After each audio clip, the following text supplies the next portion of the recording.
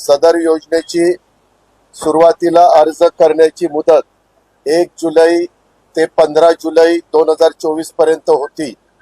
या मर्यादेत आता सरकारने सुधारणा केलेली आहे आणि आता सदर मुदत 2 महिने ठेवण्यात आलेली आहे, म्हणजे 1 जुलै ते 31 ऑगस्ट पर्यंत 2024 पर्यंत 31 ऑगस्ट 2024 पर्यंत लाभार्थी महिलांना अर्ज करता येईल।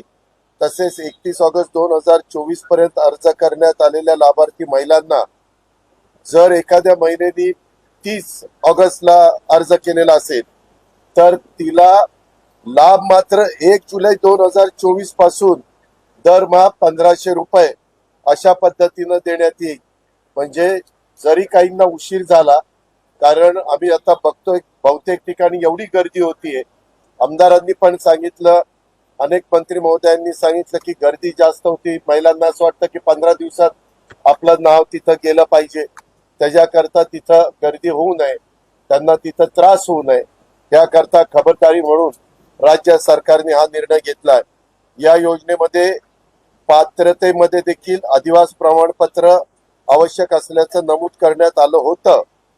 आता लाभार्थी महिलेकडे अधिवास प्रमाणपत्र उपलब्ध नसेल, त्याऐवजी 15 वर्षापूर्वीचं तिचं रेशन कार्ड असेल किंवा मतदार ओळखपत्र असेल किंवा शाळा सोडल्याचा तिच्याकडं प्रमाणपत्र असेल किंवा जन्म झाल्याचा दाखला असेल, यापैकी कोणतेही ओळखपत्र हे प्रमाणपत्र ग्राह्य धरण्यात येणार आहे। त्याच्यामुळं तो एक त्यांना रिलीफ मिळेल। आणि मागे आम्ही या योजनेमध्ये 5 एकर असणाऱ्यांनाच ही योजना द्यायचं असं ठरवलेलं होतं, परंतु 2.5 लाखाची अट आहे, पण 5 एकराची अट काढून टाकली, कारण आपल्या महाराष्ट्रात जिरायत भागामध्ये काहींचं 7 एकर 8 एकर क्षेत्र असतं, पावसावर अवलंबून असतं, त्यांना उत्पन्नही जास्त मिळत नाही, म्हणून आता ही 5 एकर शेतीची अट देखील वगळण्यात आलेली आहे। सदर योजनेचा लाभार्थी महिलांचा वयोगट आम्ही सुरुवातीला सांगितलंय ते वय वर्ष 21 ते 60 होता, आता वय वर्ष 21 ते 65 वर्ष वयोगट करण्यात आलेला आहे। त्याच्यामुळे हा एक बदल करण्यात केलेला आहे।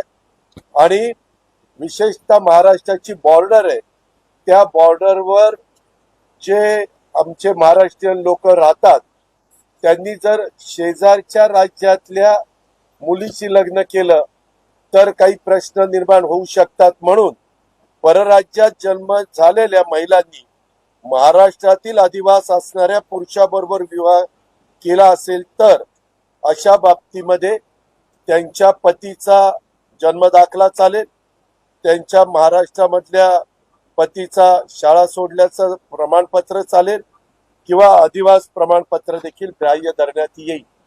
त्यामुळं त्यांना तिकडनं ते दाखला वगैरे आणणं ह्याच्यात जो त्रास होणार आहे तो त्रास ह्याच्यातनं कमी होईल।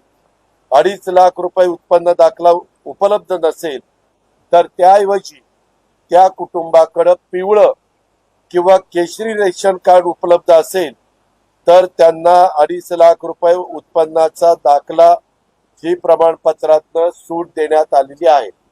म्हणजे केशरी आणि आमच्या पिवळ्या रेशन कार्ड धारकांना दाखल्याची गरज नाही 2.5 लाख उत्पन्नाच्या।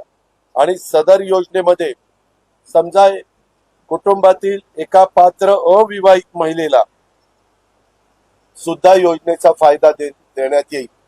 म्हणजे जी पत्नी असती ती 21 ते 65 वयोगटातली असली तर तिला तर फायदा मिळणारच आहे, परंतु जर त्या पत्नीला 22 किंवा 23 वर्षाची मुलगी असेल आणि ती त्या घरातच राहत असेल तर त्याही भगिनीला आम्हाला हा फायदा द्यायचा, या योजनेचा लाभ द्यायचा।